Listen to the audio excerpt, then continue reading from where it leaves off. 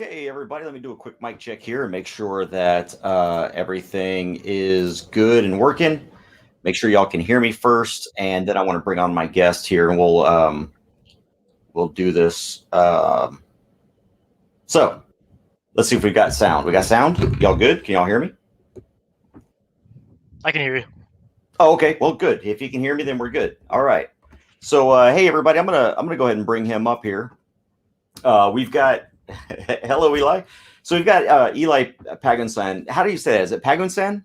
Pagunsan. I'm not Pagunsan? particular about how it's pronounced, honestly. All right, Pagunsan. Great, excellent.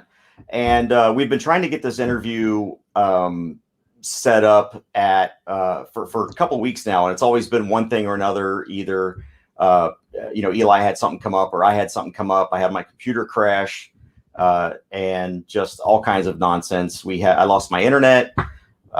So that's why I wasn't sure, because I've got a brand new laptop here. I was hoping this is the first time I've done a podcast with this new laptop. But Eli's got an interesting story here, and it's a story of warning, I think, for moving forward in this country and some of the things that have happened in it was California, correct? Yes, it was. Yeah, so the things that have happened in California that they're trying to bring to the entire country, and it's very Orwellian. It's very sort of Minority Report-ish, if you ask me. It's a lot of thought crime type stuff, and this is serious. The things we're going to talk about today have very serious repercussions on people's right to carry. That's not necessarily what this is about, but obviously Eli's story brings up that concern for me. And so very first and foremost, Eli, it's good to finally see you in person and talk with you. So tell everybody a little bit first about who you are. I'm Eli Pagunsan. I'm actually someone who's been doing different types of writing, novel screenwriting, since I was 12. I've been part of a writing group since then, and I got kind of fed up with living in California. I moved out on my own when I was 18. I like to go shooting. Excellent. Good. Yeah. So back when you were, let's go before 14. Let's go to your history, sort of that led up to what we're really going to be talking about today, which is what happened when you were 14 years old. You've had a pretty challenging childhood, to say the least. Tell us a little bit about that, if you could, and the obstacles that you had to overcome. Yeah. So growing up, I had a pretty bad family environment. I can't exactly say, it was good. My mom worked 5 jobs, and this was a little after the 2008 recession. So things were pretty rough. And one of the things that I remember was, my dad was pretty abusive. One of the things that he used to do was he used to strip me naked and beat me. That was a pretty bad one. One of the things that he used to do was he'd strip us naked and have us hold out our arms, and if we lowered them, he would beat us. And that was his way of discipline. There was this one day he had me walk into school and tell all my teachers, like, hey, by the way, I'm worthless and I'm not coming to school anymore, because I was depressed as all get out and my grades were bad. Well, I can imagine. Yeah, when you're dealing with that kind of stuff at home. And so so what did you do? I mean, obviously, as a child, I dealt with a little bit of depression as a child, especially as a teenager. Here you are, just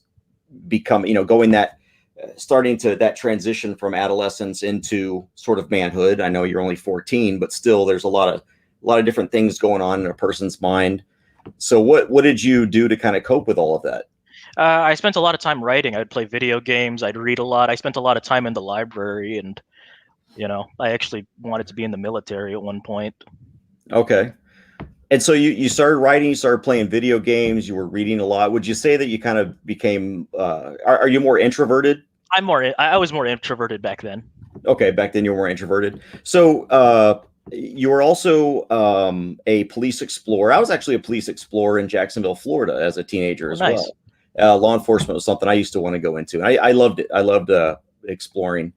And so one of the things I read about you, and as we were talking, and we've been talking over the past few weeks, is your explorer leader came up to you at some point and asked you kind of a weird question, alarming question. What was that? They didn't walk up to me. I got a phone call at 8 p.m. at night.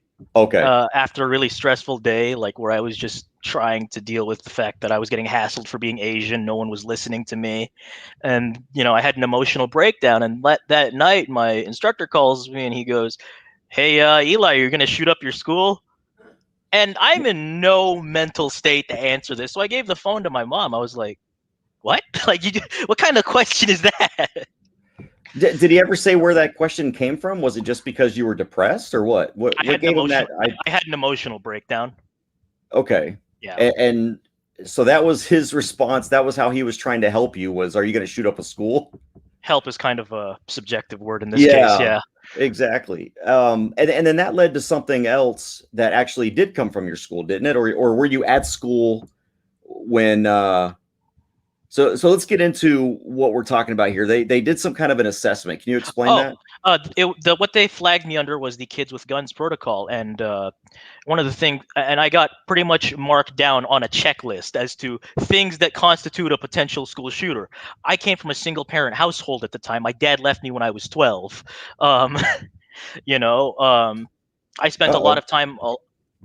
Sorry, now you're back. I spent a lot of time alone, with my thoughts, reading. I was an introverted kid. I didn't have a lot of friends. I was withdrawn. I was scared of other people. Naturally, with the anxiety that I developed from, being told by adults all through my life that you're literally worthless, you should kill yourself.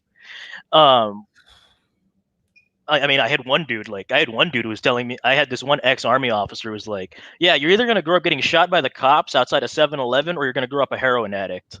Oh my gosh! Now, are you a heroin addict? Does alcohol every weekend count? But is that like no? And clearly, like, I'm speaking from the afterlife. I can't find RBG or Epstein down here. What happened? They gave me this dog though. I don't know why they gave me this dog back here though. Nice. Yeah. There's a lot of people in the chat talking about your dog and saying you have a very nice German Shepherd. I don't know if you can see the chat or not. No, I had the chat closed out because I'm nervous. I'm like, oh, okay. Yeah. It says, so I love your German Shepherd, Eli. I raised German Shepherds. Very nice Shepherd you have. Thank you. A lot of good comments about your dog back there. They definitely noticed. And I love German Shepherds too. They're beautiful. She likes the attention. Yeah. So this Kids with Guns protocol thing. I mean, who initiates this? What is that? So it can be initiated by anybody, whether it can be school staff, a principal, or school security.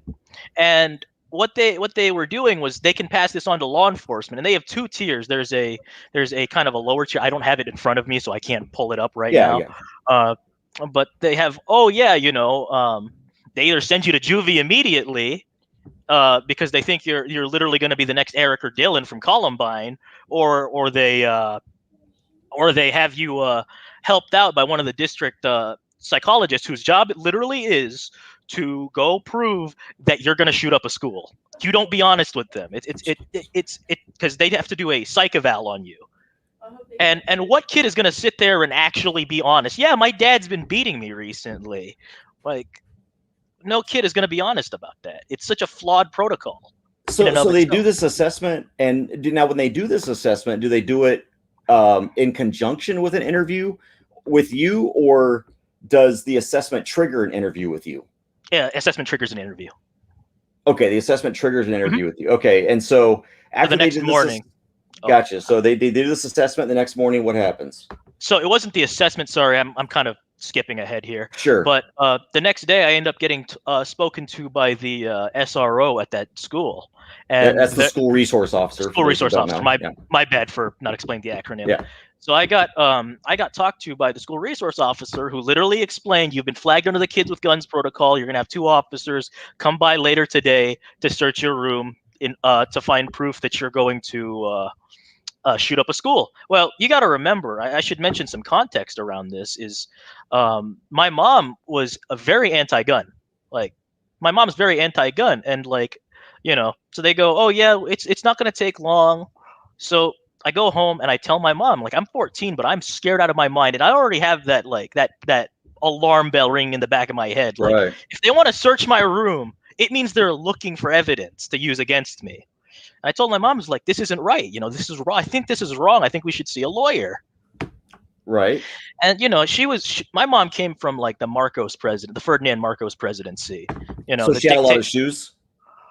No, my mom was a farm. My mom was a farmer. Wasn't it Imelda Marcos that had all the shoes? Yeah, his wife had all the shoes. And interestingly enough, Marcos's secret police actually used the firearm registry to knock on doors and kill potential communists. So go figure. Communists, meaning anybody who has a bone to pick with the government and happens to be on the firearm registry. But I digress. Well, my goodness. Yeah. I mean, that's a whole nother story that we could get into. Thanks, Reagan. A whole nother topic. Yeah. But I mean, this is intriguing to me. I kind of want to pull you back before you go forward a little bit more. Sure. So you're at school when they tell you that they're going to have 2 officers come by, or where were you? Yes. I was at school. I went to school that morning with my mom, and I was sat down with the SRO who was there, and they explained to me the kids with guns protocol. Oh, you'll have 2 officers search your room, and they just want to make sure that you don't have any guns or anything like that. And did anyone explain to you what your rights were under the situation? I was 14. No one tells you anything when you're that age. So, okay. And does so did they come and search your room? Yes, they did. Okay. So, and your mom allowed that? Was she okay with that? Mind if I explain? Yes, go ahead. Since we're on this. So, yes. Riverside County Sheriff's Office knocks on my door, and they tell my mom, very specifically, hello, miss, we're with the Riverside County Sheriff's Department. We need to search your son's room because we just want to make sure that he's not going to shoot up a school. And my mom, as I said, she grew up under the Ferdinand Marcos presidency, so I don't put any of this on her.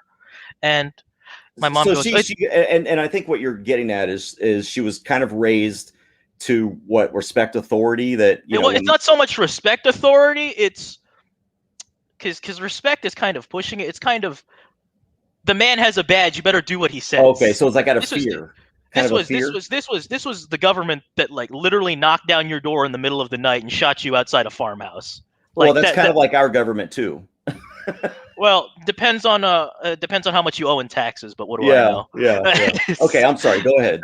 But anyway, so what happens is the officer, and I can tell the game the cop's playing. He goes, oh, don't worry, miss, we'll be quick. We'll be in and out. There's going to be no problem with that.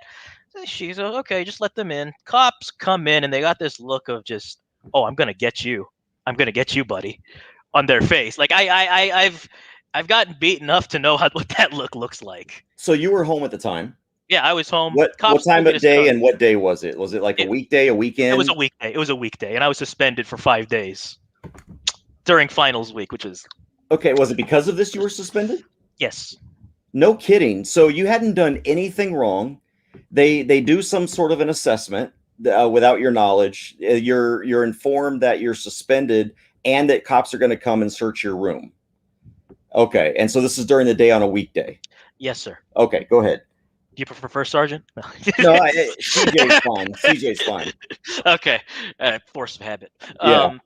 But as I was saying, so that first cop tells me sit on the couch, and he's watching me, and the guy looks like he's got the next Unabomber in front of him. I'm just sitting there in shorts and a t-shirt, twiddling my thumbs because I'm scared. I don't know what to do with my hands.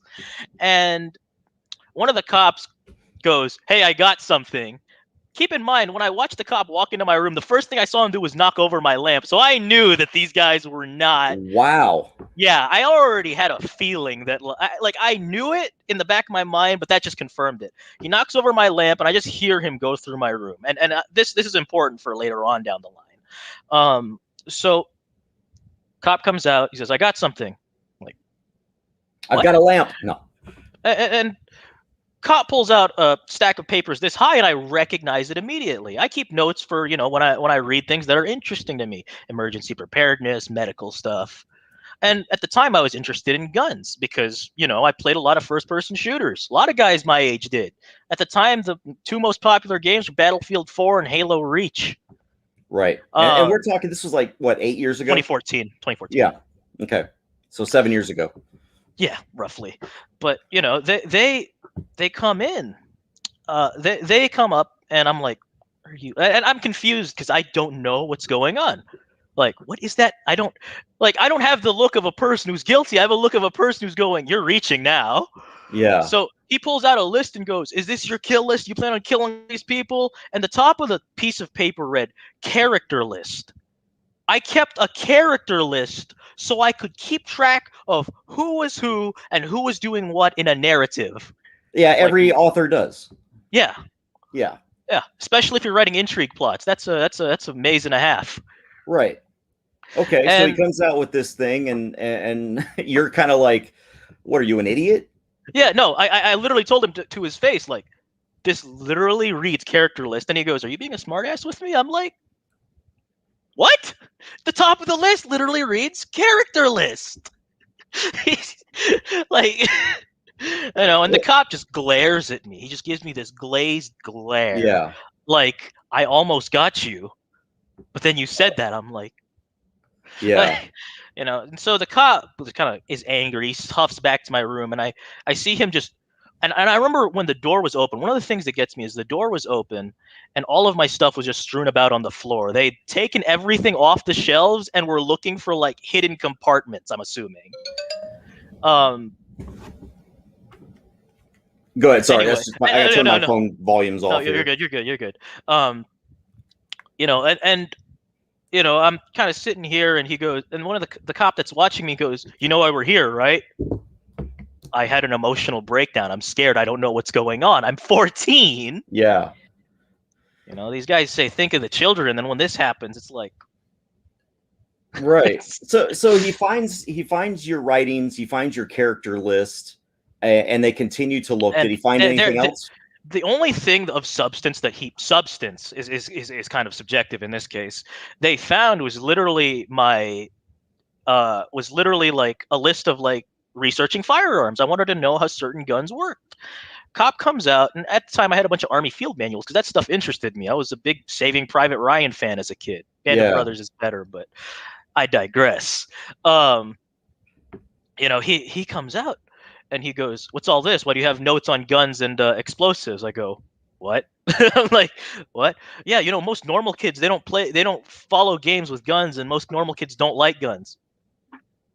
Okay, maybe in his family. Okay. Yeah, like, and that like, it was stuff that I thought was normal. To me, was normal that they were trying to stretch and reach with. Well, let me really quick. Let me kind of recap because we have a few new people join. They're asking for background. We're talking to Levi Pagunsan and Eli. Sorry, Eli Pagunsan. I got your name right here on my screen, and yet I still screwed up. And we're talking about he was in California. This was a few years ago, and they have a kids with guns sort of protocol where they evaluate kids based on several factors. And if you can just go over a few of those factors really quick, like what are some of the factors they look for? So some of the factors they looked for specifically were fascination with guns, were dark writing with dark themes. Specifically, I used to write some of my stuff as like event piece for my child abuse because I didn't have anyone to talk to at the time, and it helped. It really did. One of the other one was divorced family, a loner. Okay. Yeah, so a bunch of things like a whole bunch of things like that. And the background to this, and the reason I'm talking to Eli is because there is a push in this country to really start to criminalize thought crimes. And if you really read the recent release by the Biden administration about going after so-called domestic terrorists, and you actually read that thing, and I'm going to be doing a video at some point here because I'm almost done reading through this whole thing, and it's very scary. But I think Eli's story sort of lays a predicate for what is coming to the rest of the country. And in California, they have this thing called Kids with Guns, where they evaluate students without them knowing, just based off of a tip or just based off of personal observation. Anyone in government or family or anybody can initiate this thing where they look into a person's life, and then they decide, oh wait, this kid's going to be a future school shooter or whatever. And Eli here was pegged with this, and so we're talking about how this kind of went through, and that's for those of you that just got here. This is really scary. It's really scary. And I really want everybody to understand what's going on and how to kind of oppose it and fight against it. But getting back to what you were saying, so they come in there, they see your dark writing, they see your character list, which they say is a kill list. I guess character is a new word for kill these days. Who knows? We're changing the definition of words all the time. I mean, man means woman now, apparently. So what happens next? So, the two cops leave, and I think, oh, this is over. And then my mom comes in, and she had just been on the phone with the school district, and she goes, hey, Eli, this district wants to talk to you tomorrow for a psychological evaluation and to get you expelled from the district. Wow. And you haven't done anything wrong yet? No.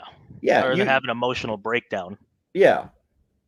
And, so, I remember that conversation, and I was like, okay. And, I'm still kind of processing what's just happened. It's not really something that's processed correctly, as it were. It didn't really hit properly until, I remember I opened the door to my room, and I just remember seeing all of my stuff just strewn across the floor. Everything that I'd been trying to just keep organized was just out there. Clothes were off the hangers, the lamp was knocked over. And I started crying because I was scared. That's a kind of fear that I still see that. I still see that. I still see my world getting. It's like a tornado went through, and it's just one of those things that I see it in my dreams sometimes. It's not a fun thing I like to see either. And at the time, I didn't even know what happened to me was wrong. I should just mention that. Well, it's interesting because, and I'm going to say something that's probably pretty unpopular here, but I hear this story, and who knows how many kids they're doing this to. And you obviously weren't, I mean, you had your emotional issues like all kids do at some, at different levels, but I can imagine how treating a 14-year-old kid like this would actually, I mean, I can see some kids going, you know what, F the system. Maybe I do need to be a school shooter, or some sort of, I mean, I can see this actually driving people to violence because they're creating this, I guess, PTSD sort of in kids that have no idea what's going on at 14 years old. You're worried about pimples and girls at this point. This could, by the way, I should mention, this can hit someone younger than 14, right? The actual protocol states they can be 11 to 16 with no priors, meaning no prior criminal record. I showed you the protocol. It's on page 18 on Kids with Guns. Yes. Page 8 on the STAR protocol. Yeah, and unfortunately, for some reason, my second screen, like I said, I've got a brand new laptop here, so I can't bring up my second screen yet. I've got to figure that thing out. But I wanted to at least read that. I can pull it up. I can read it off for you if you want me to. Yeah, here it is right here. It's and if you wanted to, I'll type this in here eventually. But so typically between the ages of 11 to 16. Hey Rose, thank you for that.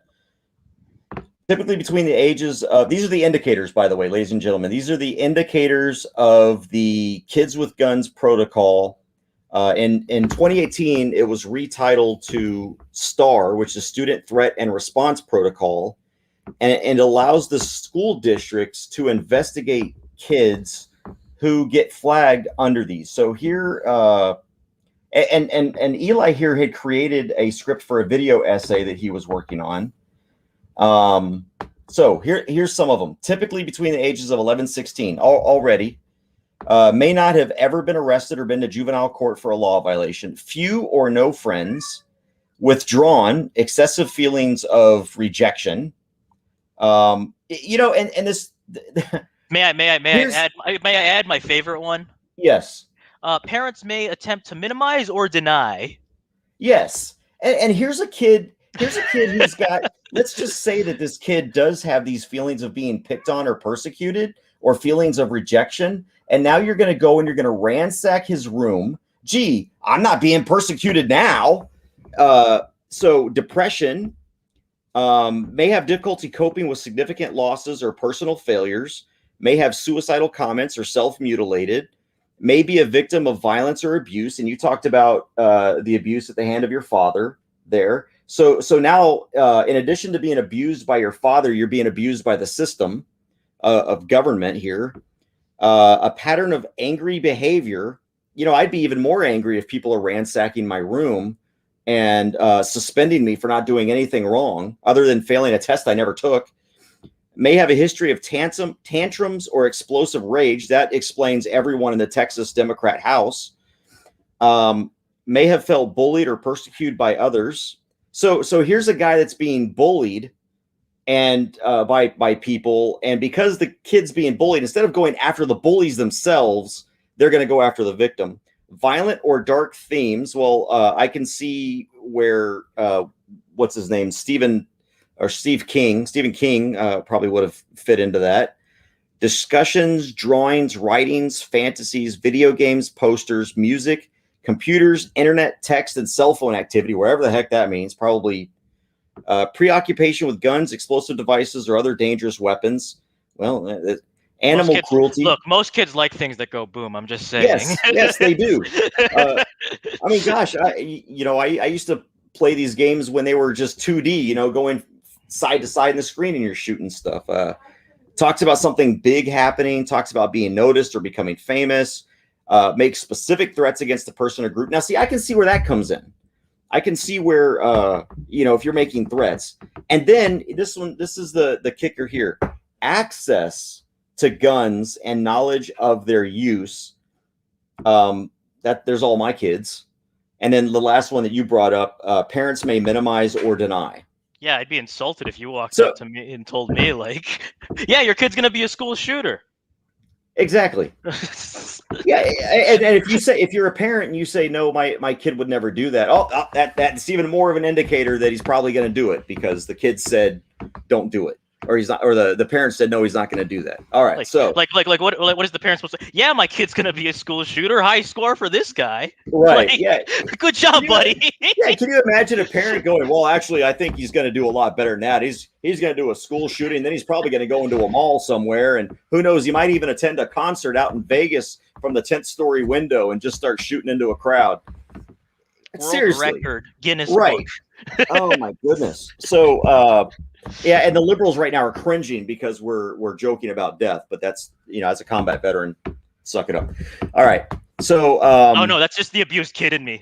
And the abused kid, don't worry. Right. No, the abused kid in me is just coping with that by laughing at it. Don't dark worry. Humor is fine. I'm all about dark humor. All right, so continue with your story there. So the next day I go into this what is it? It was a disciplinary meeting, okay? It was school. This was at the district office. Okay. That was nearby. So I go in and I was allowed to appeal my case to the disciplinarian and the vice principal. Well, here's the problem with that. So I took a seat with my mom, and I'm sitting around this table. I'm in the middle of it, and it's terrifying to say the least. Okay, you're 14. You're suddenly under all this pressure to A, not go to jail, B, like look good to people that want you gone. Yeah. And now when you went to this hearing though, what did they tell you? What did you, in your young mind, what were you thinking you were going into? What were you told? I was told that I was going in to get expulsion paperwork. I was told that I was being expelled from the district. Wow. However, so that being said, so I notice on the vice principal's desk, he's got a stack of notes. And I'm kind of like glancing over. I can kind of make out some of the writing.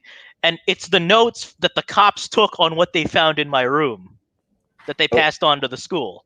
So that being said, the vice principal, he's got this cocky look on him, like he's gonna, like he's just stopped the next Columbine, and he says, "Oh, Eli, what kind of games do you like?"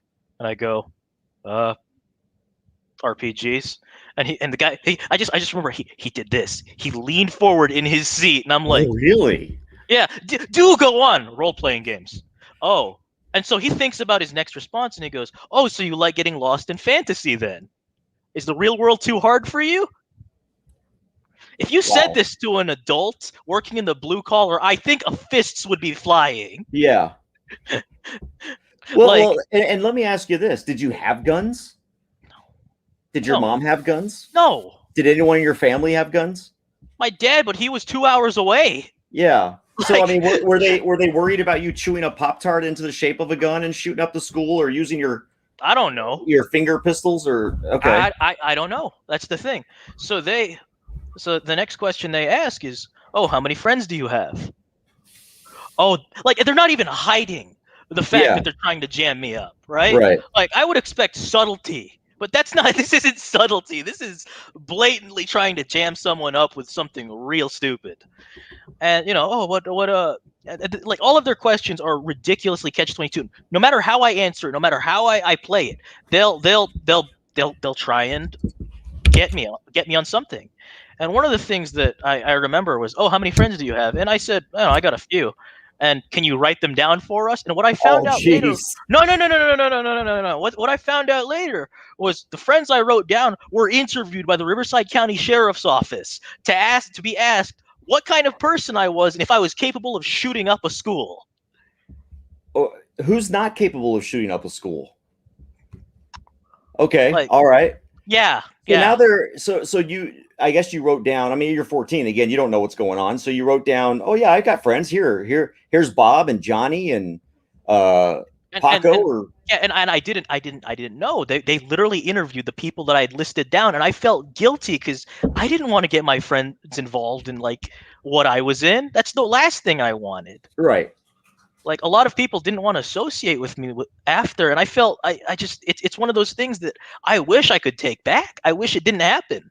Maybe something would have changed, and no matter the questions they ask, they have a reason to jam me up, and I can see them taking notes on this. And essentially what ends up happening is oh yeah, we know you got bullied, but this kind of behavior isn't acceptable. And the thing is, I'd written letters to the school about what had happened. What kind of behavior? The emotional breakdown. Okay, and I guess if you could talk about that, because I've heard that a couple times. Like, in what way did you have an emotional breakdown? Because I've had emotional breakdowns, but obviously I just know I said something. I don't remember what it was for the life of me. Oh, okay. You probably said something like "this life sucks," or I don't know. Yeah, I don't know. But it just doesn't matter. It just no. Instead of trying to help me, they screwed me over. They They ostracized me even more, and made me want to avoid people even more than that. And so, one of the things that I remember, he says, the disciplinarian goes, "Oh, we don't accept this kind of behavior at this district. We're gonna expel you. You'll have to go to a private school, which my family couldn't afford, mind you. Or you'll have to go, 2 counties away to go to school." So that being said, they're Eli's 22 now. He's you're 22, right? 22, yeah. Yeah, okay. They were asking how old you are now. Yeah, so they're trying to pull this on me, and I remember my mom pulls out printed emails that I had sent to school about what was going on with me. The fact I was getting hassled for being Asian, the fact that I didn't have a good time. I was getting harassed by Hispanics left, right, and center. And that's not racist to say. It's the people who genuinely had a grudge against me for being Asian. Yeah. And so what ends up happening is, I passed them this over, and the disciplinarian looks down at these letters, looks up at the vice principal, and basically tells him, get out, be gone. He gets him out of the room, and he just starts massaging his eyes, and he goes, "Okay, so I see what's going on now, and oh God, I'm tearing up. I shouldn't be doing that." Well, I would be too, because this is a very serious thing. You're 14 years old. Yeah, and one of the things, I barely got out an expulsion from a school district because of that, and so right after we shake hands, I BS a smile and I pretend like everything's fine and I'm going to be a normal, functioning, productive member of society from here on out. Go ahead. You good? Oh, you good? Okay, cool. Anyway, as I was saying, right? So what ends up happening is, I end up getting a psych eval from a district counselor. And the thing is this protocol was online, and I had read it the night before. And so I basically just BS'd the whole thing. Or do you have thoughts of suicide? Do you want to hurt other people? No!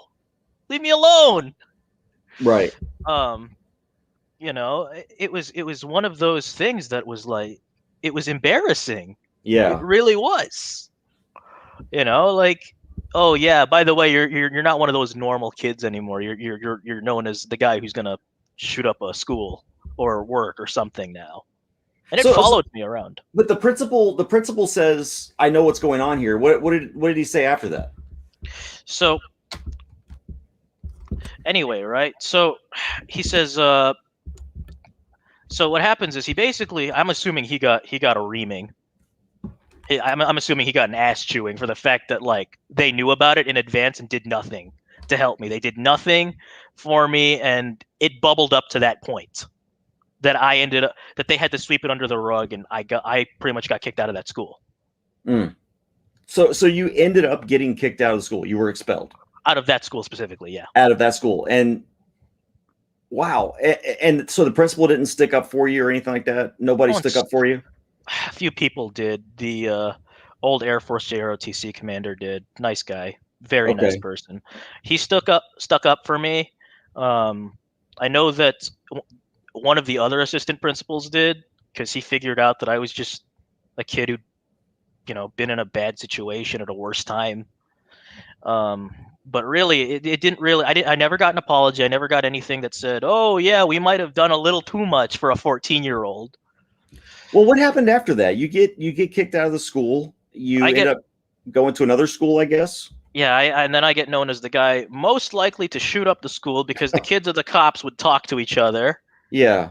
And they'd tell other people that, oh yeah, little Eli got kicked out of that school because he's probably going to be the next school shooter. Oh my gosh, that can't be good when you're, and that probably increased the bullying. It didn't make it any better. That I felt like, so my friend ended up hanging himself around the time that I was getting cancer surgery in my arm. I had a piece of bone jamming into my tendon. I could have lost my arm if they'd screwed it up. And I had just gotten back from the Philippines on surgery.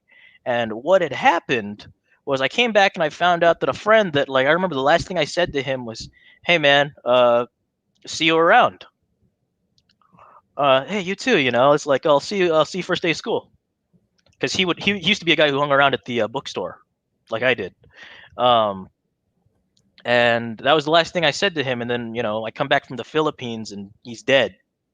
Oh my gosh! So I didn't really grieve properly for the longest time because I was scared of other people just, you know, seeing me as, oh, he's finally about to do it. He's gonna do it now. Yeah. You know. So I held a lot of those feelings in for a long time. Probably held them in until I moved to Arizona, truth be told. Now, did you, once you had left the school, were you able to get any help from anyone else after that? Private counselors, honestly. A lot of but the thing is like, it never really manifested as I got red flagged, because everyone else told me, oh, you had it coming, you deserved it, you know, and you're like, what, 14 to 17, you don't question it. You think, oh, this happens to other kids, it's normal, you know. You know, if you're told, especially when you're young like that, when you're told you are something enough, you start to kind of believe it, and it becomes reality when you're that age, because you don't know any better. You're thinking, here's these adults that are telling me this is who I am. Well, these people are supposed to know better. They're supposed to have experience and understanding, and you know, you start to wonder, well, maybe this is the way I am.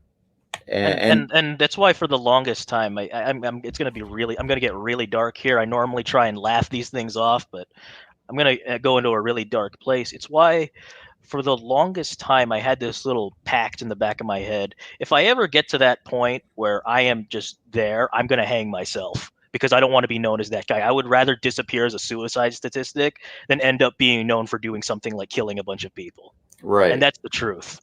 And, you know, I didn't realize that wasn't a normal way to live life until a lot recently. Like, I didn't realize how much this affected me. Like, I go into therapy and I tell them all about what my dad did, you know, beat me, strip me naked, this, that, and the other.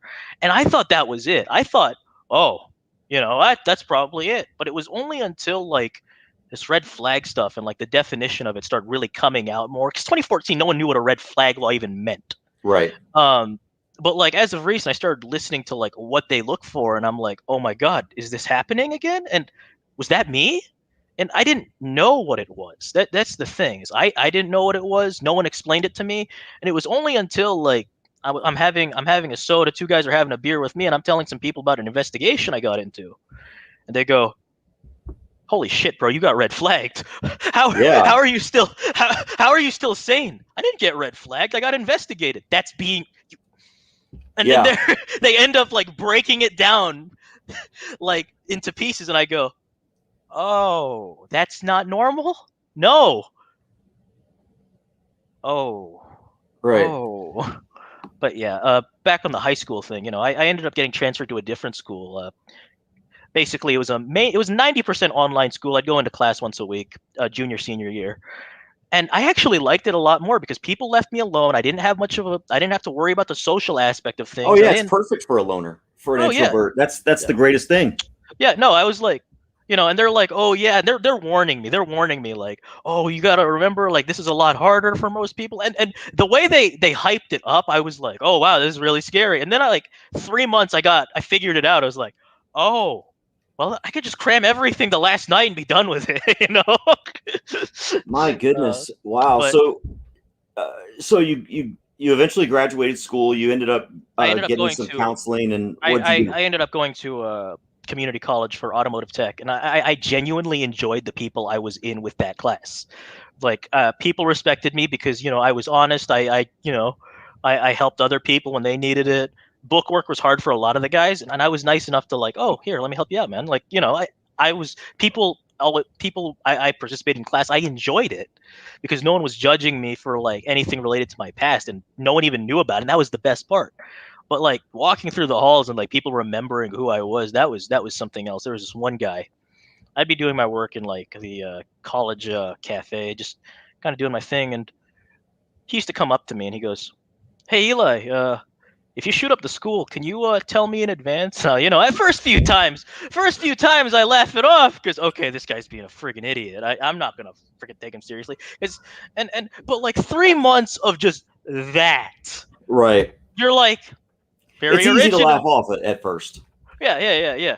3 months in, I just told him to his face. He goes, "Hey Eli, if you shoot up the college, you can tell me in advance, right?" And I go, "You know what? You're the first freaking one on my list. I'm not going to tell you. You're going to be the first."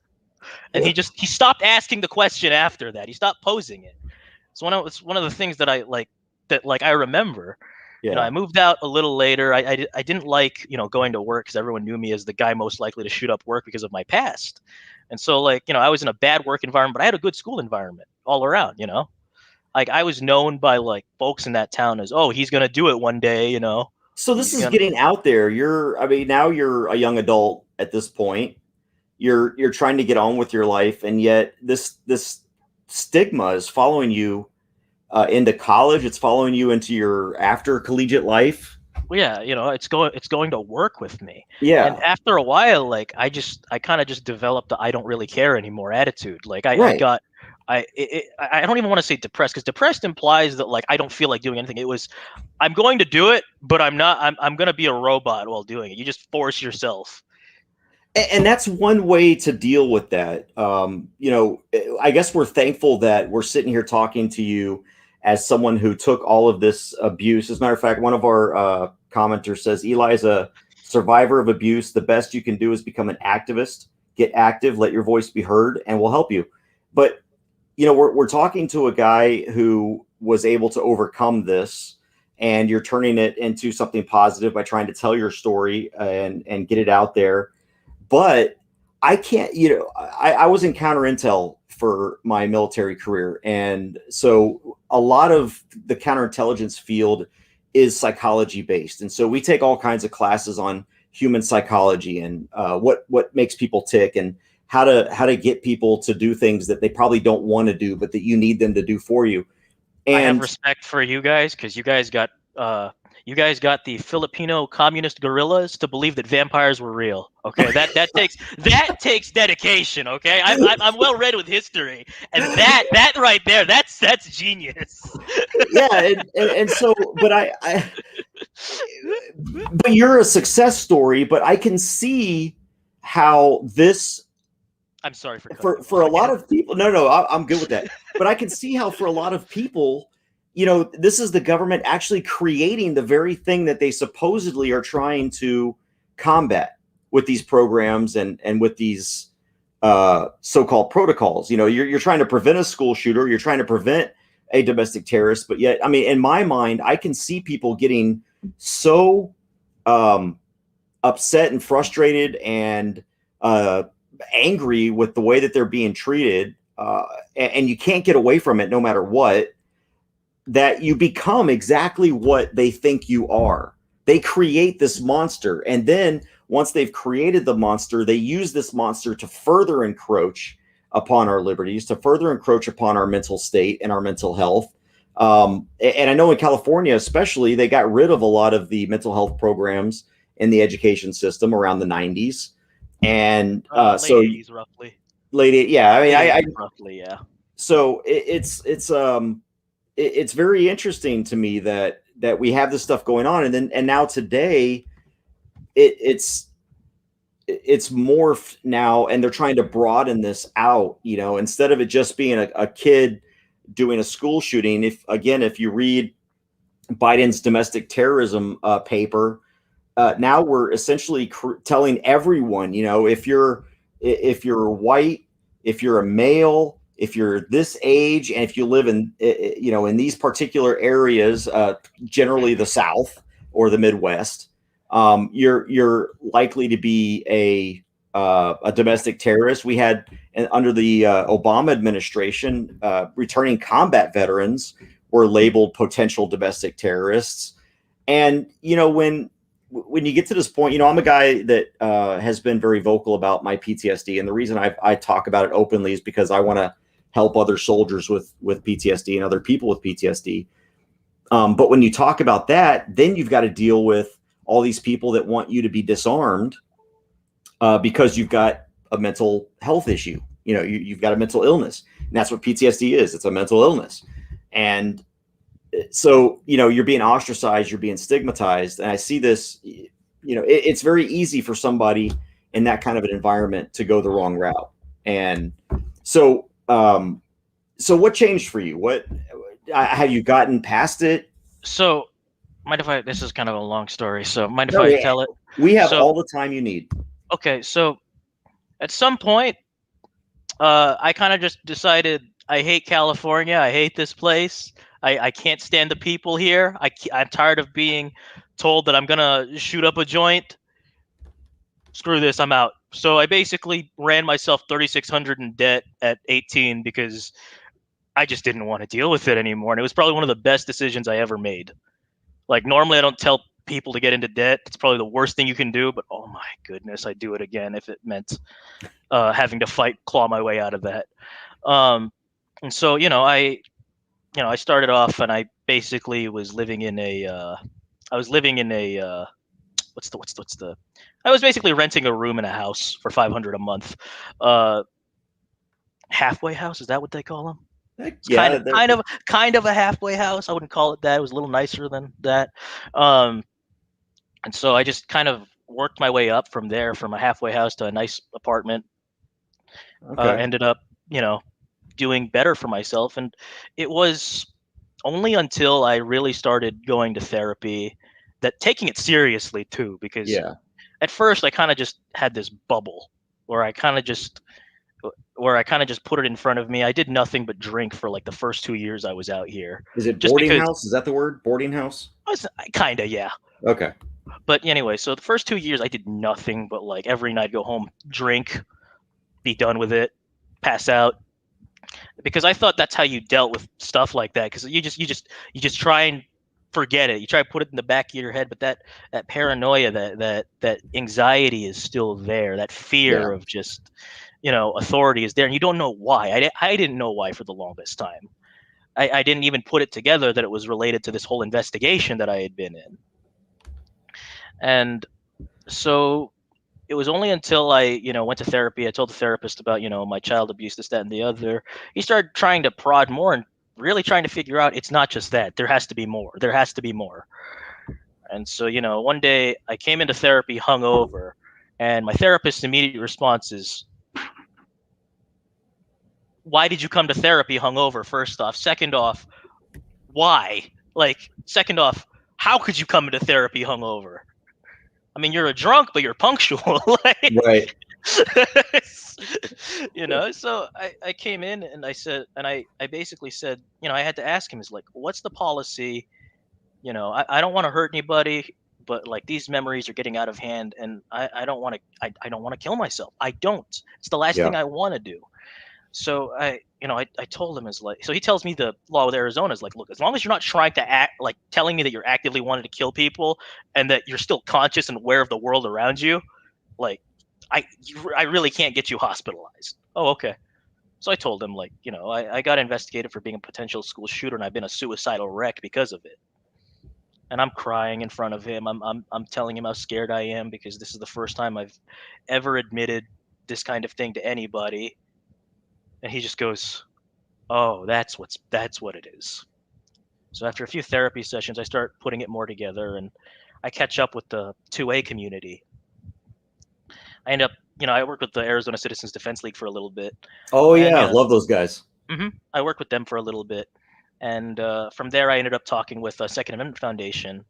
Okay. And 2019 Gun Rights Policy Conference happens, and I'm kind of I actually like the social event. I actually like talking to like-minded people. This one night, I'm sitting around. Two guys are having a beer. I think it was Rick Ector and I think the Reverend. Rick's a good dude. Rick is a very nice dude. Yeah, I love his laid. His his program's really good. Yeah. So it was Rick Ector and there was the Reverend. I cannot remember. It's a Maryland Reverend, tall African American dude. Okay. I was thinking of Robinson in North Carolina. Something Ferd. I can't remember what his. Ken Blanchard. There you go. Ken Blanchard. Yeah, and I'm just kind of shooting the breeze with these guys, and I tell them, I was like, yeah, I've been, and they're talking about police and what they dealt with in Detroit, and I'm like, oh yeah, I've dealt with cops before, and I tell them my story, and they go, are you telling us that you got red flagged at 14?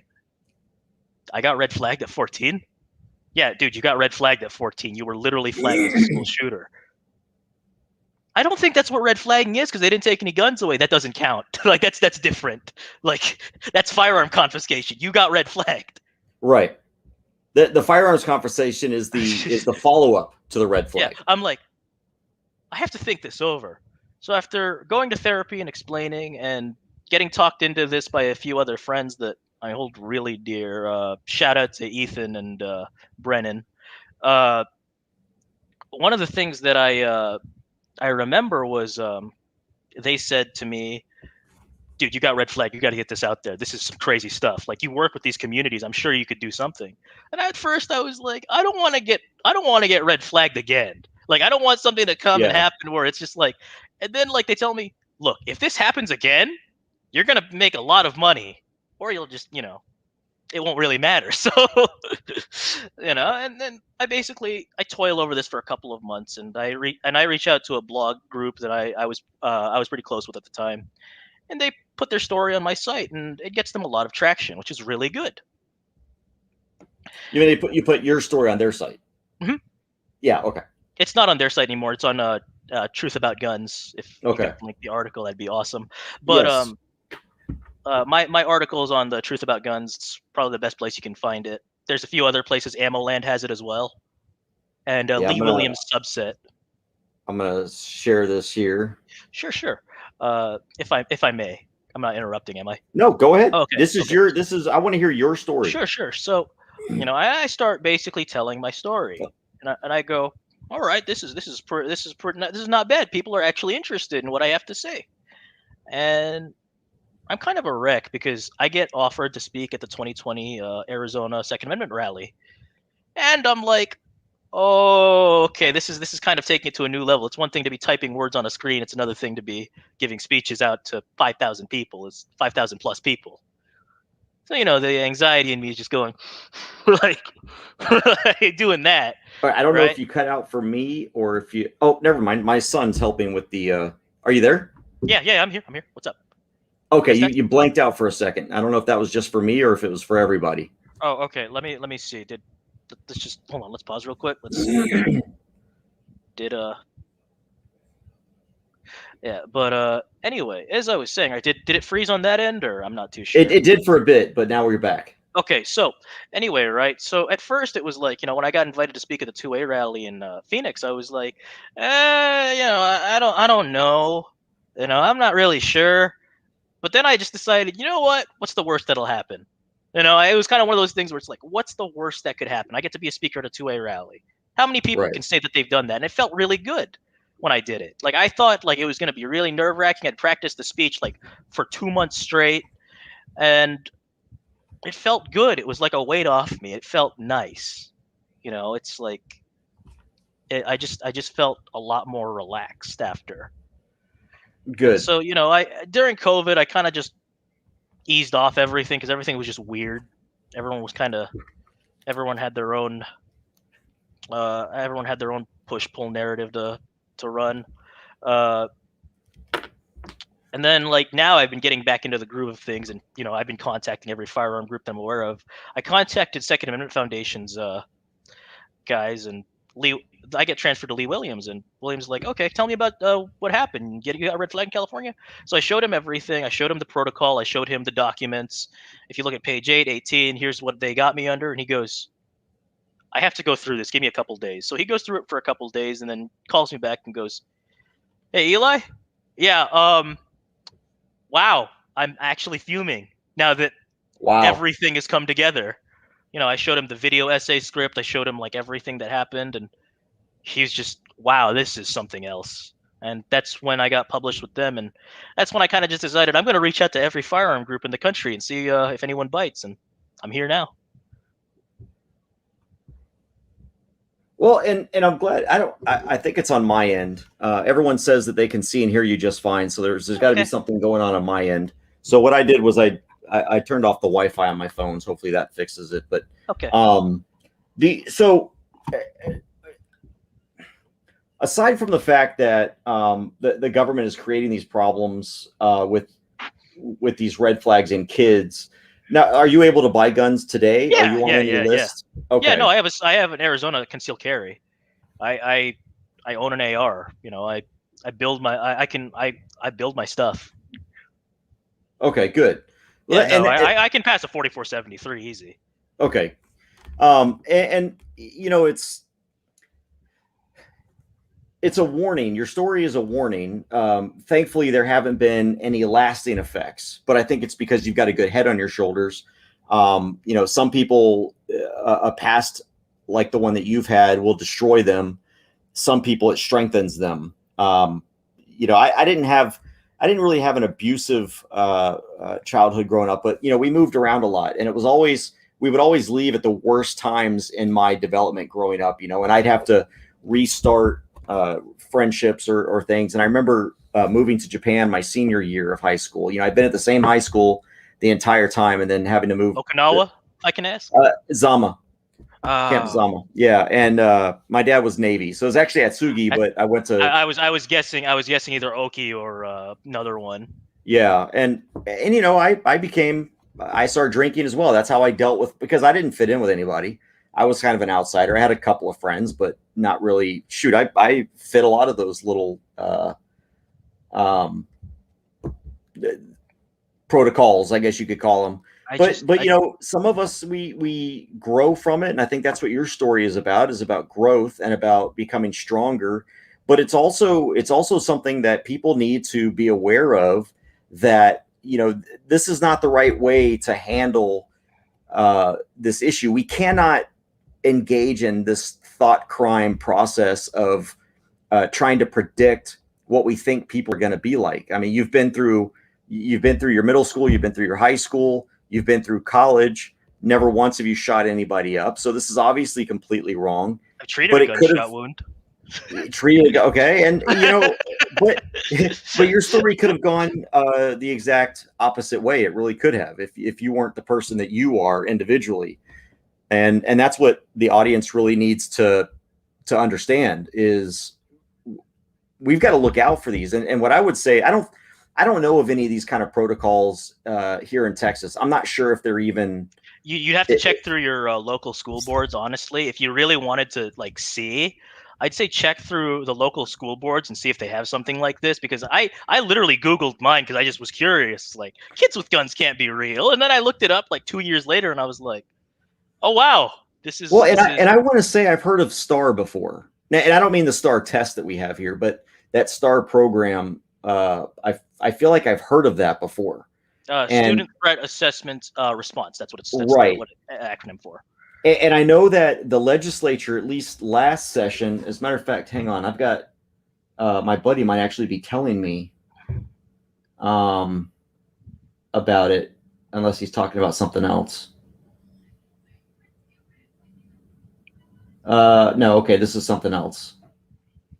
But anyway, I know that these threat assessments, and I haven't paid much attention to them other than to testify against them every now and then. I don't think any of them have passed that I'm aware of.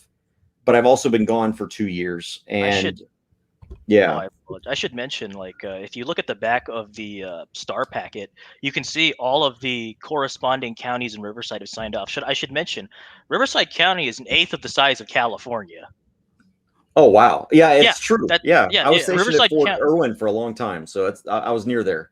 Yeah, like Riverside County is literally 1/8 of the size, and like every police chief and like a lot of the police leadership and school district leadership across the state signed off on that.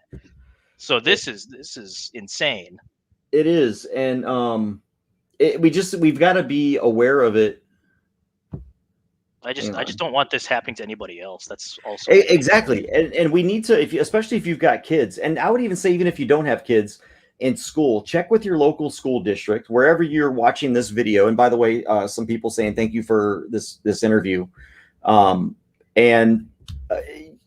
go and find out, because even if you don't have kids in school, the negative ramification or possibility, the psychological impact on kids and how it can create violence in your communities. I have to wonder how many of these shooters have possibly had to deal with some aspect of what you went through in their past. Well, it's what a really good, interesting book to read is Why Meadow Died by Andrew Pollack. There's a few things in there that are outright wrong, like, oh, police are trained to shoot into the air to stop a mass shooter. No, they're trained to stop them right there with a gun. But in general, it's a genuinely eye-opening look. The guy who shot up Parkland, 2017, he had been visited by law enforcement 45 times, and none of those times was he with a felony, despite committing multiple.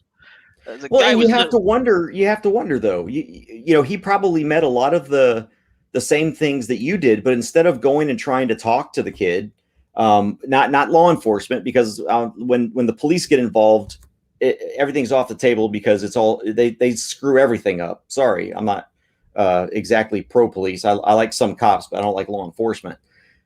But they make the situation worse when they're dealing with mental health issues. You don't send cops in to deal with mental health issues. You send cops in to deal with people who are driving down the wrong side of the road, or actively shooting. Right. And I read, other people are like, oh my gosh, this kid was visited 54 times and the police didn't do anything. Well, the police probably caused that shooting by visiting him 54 times. Well, they also caused it by letting the officer wait outside and not stop the shooter. But that too, yeah. the coward that just sat out there hiding behind the brick wall. Yeah. So that's why I wanted to tell this story, because when you look at the Parkland shooter especially, and like I said, I think there are probably many others, I can see where law enforcement involvement and constantly just pounding at this kid's psyche, they probably told him he was a problem so many times that he's finally like, I wouldn't doubt that it was probably one of those things where he says, you know what, everyone thinks I'm going to shoot up the school. By golly, I'm going to go shoot up the school. And he probably never wanted to do that before, but he found himself in the same situation that you were in. Oh no, he was just nuts. I don't even want to compare. I don't even want to compare myself to him because this kid literally drowned puppies and kittens in cages. Like this dude was literally. But that's nuts. what I'm talking about. What I'm saying is when you I am willing to believe or bet that a lot of what you went through, he also went through as it relates to all these law enforcement interviews. The difference is he was nuts, and look what he went and did. Whereas you're not nuts. You had a good head on your shoulders. So that's where the two diverge. But this goes back to what I was saying about how I think that these programs are actually creating the very problem they're trying to solve. And this is where I think you could have very well, had you been anybody else, I think everything that they put you through, you could have been a Parkland shooter in Riverside. But you weren't that person. You were a better person. But take someone like that shooter who's already nuts, and now he's got people essentially, instead of getting him help, constantly interviewing him about being nuts. Now you've got Parkland, but guns are the problem, apparently. So now what do you, if there's something specifically that you wanted to get out that you want people to know that's important in your mind, what is that? I think I've said everything that I could. Talk to a lawyer, be smart, know your, and a lot of the libertarian types, let's say, know your rights, but they don't really know how that applies. Yeah, and that is so important. I'm telling you, like, don't fight the police officer that's just trying to write you a ticket. That's going to end you up in county. But if you're asked, can I search your vehicle? You can say no. Yeah, you always not that you can say no. You should say probably no. should. Yeah. Yeah. And this is also what kind of drives me nuts is I was watching the debate over some of the education bills here in Texas and the things that they want our students to learn while they're in school. They have to read these readings and learn about these individuals and these incidents. And but yet nowhere in the curriculum, at least in Texas, in the education code, is there anything remotely close to teaching students about their rights. We came close after, I think it was either last session or the session before, where students and law enforcement were supposed to get training about interacting with each other. What the training ended up being was essentially do what you're told. It wasn't, because it was supposed to, what the law says is that the law says they're supposed to be trained on what the officer's authority is and what the individual who's confronting law or getting confronted by law enforcement, what their rights are. And all it is this is how you should react when cops come up to you. It's not about you have the right to say no. You have the right to walk away. You have the right not to be searched. You have the right not to be seized. You have the right not to be identified. And Billy the Kid's got it right. Be respectful of those officers. And they're going to try and tell you that it's not respectful. I don't understand. If you're not doing anything wrong, why don't you search your stuff? It won't be long. That's what they told my mom was. It's not going to take very long. We'll be in and out. Yeah. Oh, and if you've got nothing to hide, what's the harm, right? What's the harm?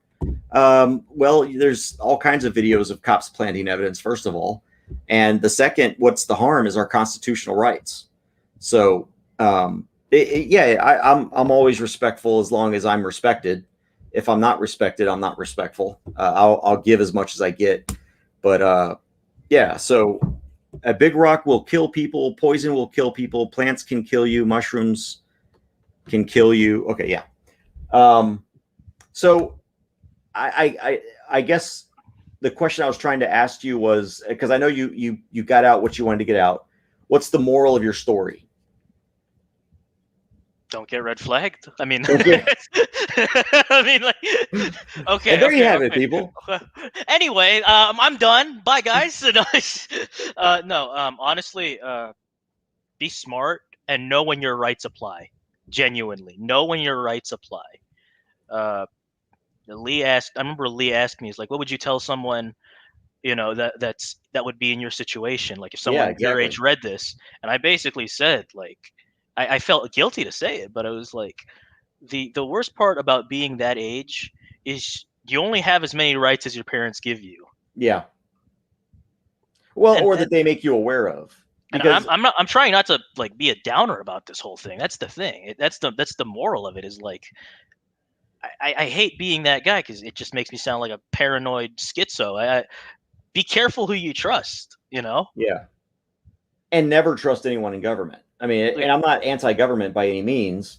I'm very small government oriented, but just never trust anyone in government at all, anywhere. It doesn't matter if they're a government teacher or a government police officer or a government doctor, or it doesn't matter. They're not out there. They've got a job to do, and your rights come second to that. They're always looking for what, I'm in my third year of law school now, and I read all these cases, and it's all about, all these cases come about not because cops are trying to figure out a way to respect your rights, but because they're trying to find a way to get around them. And that's how government views it. They want to do everything they can. You hear government talk about, well, what can we do within the Constitution, instead of, well, maybe we should just not do this because of the Constitution. They don't focus on what they can't do. They try to find out what they can do, what they can get away with. And so Miranda versus Arizona is a very interesting case. It is a very interesting case, and I don't think a lot of people understand how that one came about. And not only that, Terry v. Ohio is a really interesting case as well, about how that kind of came about. Let me really quick. We'll just take a few minutes here. Let me see if there's any questions in the chat room. And here's what I'll do is, do you have a few minutes to take some questions? Yeah, sure. No problem. I'm gonna also see if if you've got StreamYard, here's the link if you'd like to ask the question on video. If not, just ask it there in the chat room. You're not paranoid if it can happen to you. Absolutely. Curious. I live in Waller, Texas. Curious if anything happened from the complaints y'all filed. By the way, nothing has changed. Oh, yeah, because this is something completely separate. The Attorney General is still sitting on that. I'm not going to go through extraneous questions in the chat. If you have specific questions about something other than what we're talking about tonight, just email me, cj@cjgrisham.com, and I'll get to those. Or cj@opencarrytexas.org. All right, I don't see any other questions. I did see questions before. Let me see if I can scroll up and find those. Oh, I didn't even realize that there was a comment section here. I just started noticing. I'm scrolling through. What is your dog's it. name? Oh, Kelsey. Kelsey. $1 million question of the day. Yes. I can get her to hug me if you want. I can. Yeah, let's see Kelsey. Kelsey, come here. Good girl, Kelsey. Come here. You want a hug? Hug. Come here. She's shy. She's just tired. I took her to the dog park earlier. She's camera shy. No, she's not. I took her out, and it was 120 outside at the dog park. I had her on the grass, obviously. Like, I didn't want her to burn her feet on the pavement. But this is like, she was out there for like 5 minutes, looked at, and then like, I've never seen her do this. Normally she's excited to be at the dog park, even if she's alone. She looks at the gate, looks at me, and just gives me that, let's go. I can't do this. This is nuts.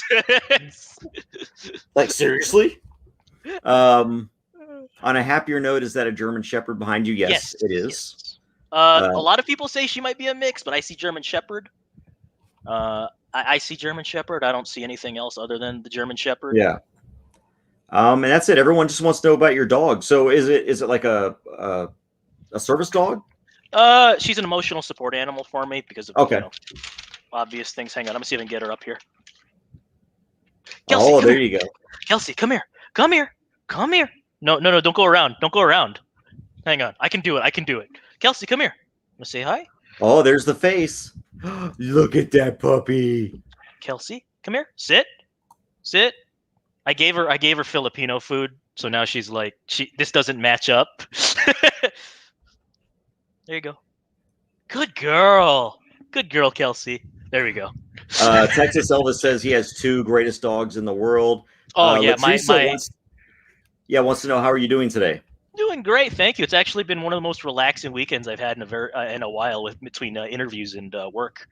Well, good. I'm glad we were finally able to make this happen. Oh yeah, me too. When I saw my dad doing this live stream, I looked you up on Twitter and saw in your bio that you were writing a web comic. How far along are you on that? I am actually. It goes live next month. I'm going to be trying to get 3 pages out. But if you follow me on Twitter at Eli Pagunsan, all one word, basically the name down there. Hey, it actually no. I had it right there. There you go, right there. it's right there. Yeah, right there. Just take out the space. Yeah. Take out the space. I'm gonna have it uploaded on Tapas, and to give you an idea, just bear with me. It's gonna sound like I had an acid trip and picked up a pen, but it's actually about an ex-paratrooper that reconnects with his old unit after he realizes that an ambush he was a part of involves super soldiers, the CIA, and anime cat girls. What? Okay, that's right up my son's alley right there. He's going to be following you and retweeting everything until this comes out. I'll probably post the concept art on the Twitter if people are interested in that, but I haven't heard anything, and honestly, I don't look at Twitter because it's just bad for my brain. Like, I don't look at Twitter outside of just cool art, and Acoustic Trench has some good music too. Maple died, poor dog. He does acoustics, and in his videos he always has his dog next to him. She died actually a couple days ago, but like, oh no, his last one was What a Wonderful World, in tribute to her. Someone said you had me at anime cat girls. This is a good one. Rectal Discharge, what a name. Guy who's suspected of being a school shooter is now making a webcomic. By God, what an evil man. So. Hi, Greasy. I know that dude. I know that dude. Okay. Yeah. I've been shilling the stream in a bunch of other places. So hi Andrew. I see you trying to be sneaky there. Stop trying to get yourself banned. Well, hey Eli, I just followed you as well. You'll see me as Talionis Law is what I go by. Thank you so much. And yeah, I think some people are looking forward to seeing this traditional webcomic. I know my wife reads those as well. She likes them. I don't know. The anime cat girls is probably more up Chris's alley, but well, I based it off of, like, you ever watch Logan? Yes. You ever heard of the show Strike Back? Yeah, the movie, the film. Yeah. Logan. Like the Reavers, that whole idea has just interested me. Have you watched Strike Back, the old UK show with the 2 operators? Scott and Stone. I stopped, oh my goodness. Yeah, I stopped paying attention to the UK in 1776. Well, no. Strike Back is a good show. I'm just kidding, because I love I love Monty Python, so I can't say that. Exerno says next stop for Eli is Joe Rogan. Ooh. Well, maybe what everybody needs to do is copy and paste this stream into Twitter and tag Joe Rogan. Yeah, I wouldn't be upset with that one. I'd be cool with that. LA is just 6-hour drive away from here. Yep. Well, what's the gummy bear story? Oh gosh. So I did a live stream the other day. We were trying to raise money for Open Carry Texas. Well, we did raise money for Open Carry Texas.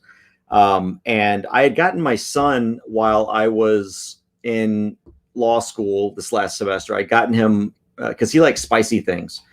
So I got him this 9 million Schofield gummy bear. It's $15 for this one gummy bear. And it's supposed to be really, really hot. Well, it's 9 million Scofields. It's like worse than a ghost pepper. It's like 100 times worse than a ghost pepper. And so I had tried the foot and Scoville. Yeah, what did I say? Did I say Schofield? I probably said Schofield because I always do that. Texans, am I right? I wouldn't know, being from Arizona, but you guys took our thunder. But ain't no harm at that.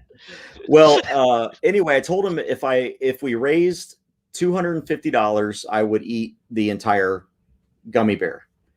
And that sucker, it made me bleed internally, I'm sure.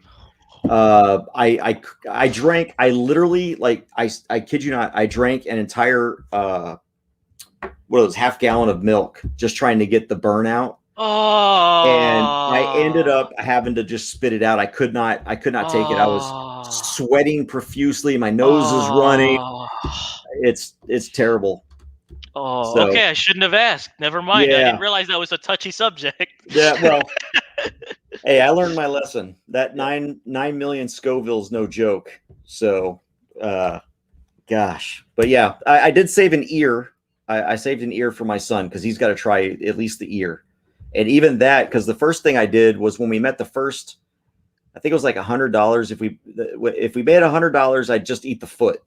That was bad enough, and then I had to go and eat the rest of the gummy bear. And I mean, the thing's only like this big. I mean, it's a small little itty bitty firecracker of a gummy bear, but by golly, it and my toilet was not happy with me for the next few days. Oh, I don't imagine it was. I can only imagine the horror that thing had to have dealt with.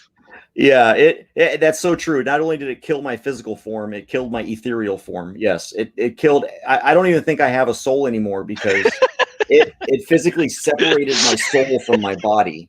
That's how hot that thing was. I'm also a wimp, and probably other people can take it better than I can. But anyway, all right, Eli. Hey, man, it's been a pleasure. I'm so glad we finally got to talk and got to tell your story. And I wish you the best, my brother. Thank you so much.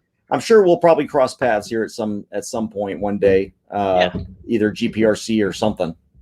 I've been to a couple of those.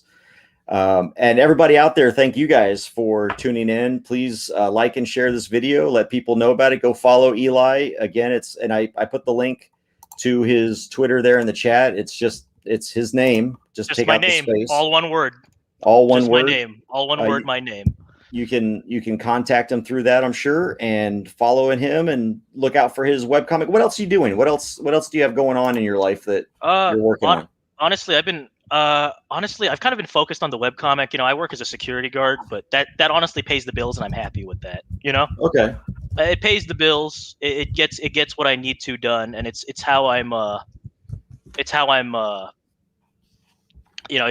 able to even make fun stuff like my webcomic, which is always really nice to have. Good. All right. Well, tell your dog goodbye as well from everybody. Kelsey, come here. Good night, Kelsey. Good night, Kelsey. So she's sleeping. She's sleeping in the other room. Eli, it's been a pleasure, man. Keep in touch. You You've got my number. I've got your number. No problem. So if you ever need anything, just reach on out. No problem. Have a good one. All right, guys. And for everyone else, you guys take care, be safe, and be free. We'll see you on the next broadcast. See ya.